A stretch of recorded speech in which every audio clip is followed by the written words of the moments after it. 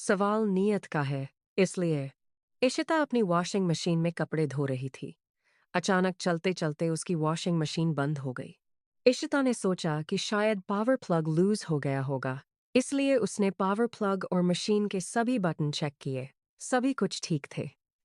वो समझ गई कि मशीन में कोई प्रॉब्लम आ रही थी। इसलिए उसने एजेंसी से मैकेनिक भेजने के लिए फ़ोन कर दिया। आधे घंटे के बाद मैकेनिक आ गया। उसने मशीन चेक करने के बाद बताया कि मशीन की मोटर खराब हो गई थी और उसको बदलना होगा। इशिता ने उससे नई मोटर की कीमत के बारे में पूछा तो मैकेनिक ने उसको एक रेंज बता दी कि उस रेंज में उसको लोकल मोटर से रिप्यूटेड कंपनी की मोटर मिल सकती है। इशिता ने उसको एक रिप्यूटेड कंपनी की मोटर लाकर लगाने को कह दिया। कुछ ही देर बाद वो एक मोटर लेकर आ गया और उसने इशिता से कहा कि उसने सुबह से चाय तक नहीं पी थी, इसलिए अगर उसको एक कप चाय मिल जाती तो बड़ी मेहरबानी होती। उसकी इस फरमाइश को सुनकर इशिता को हैरानी तो हुई, लेकिन एक मामूली बात समझकर वह किचन में चाय बनाने चली गई। इशिता को कुछ असामान्य लग रहा था, इसलिए चाय के लिए पानी को गैस पर रखकर वह दोबारा वहां चली गई। उसको देखकर मैकेनिक कुछ हड़बड़ा गया। नई मोटर सामने रखी थी। उसको देखकर मैकेनिक घबराते हुए बोला, मैडम आप आराम से बैठिए, मैं कुछ ही देर में मोटर फिट करके मशीन चला दूंगा। इशिता को यह सुनकर अजीब लगाकर वह उसको वहां से भेजना क्यों चाहता होगा।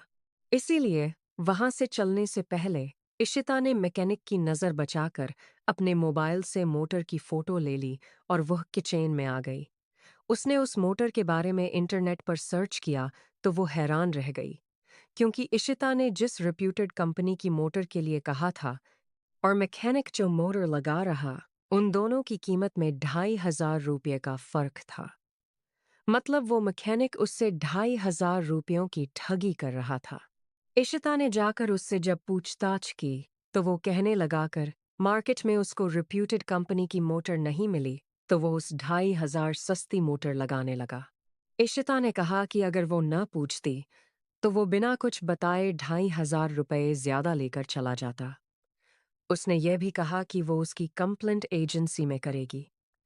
इस पर वो मैकेनिक कहने लगा कि वो उसको 2,500 कम दे दे, लेकिन एजेंसी में कंप्लेंट न करे।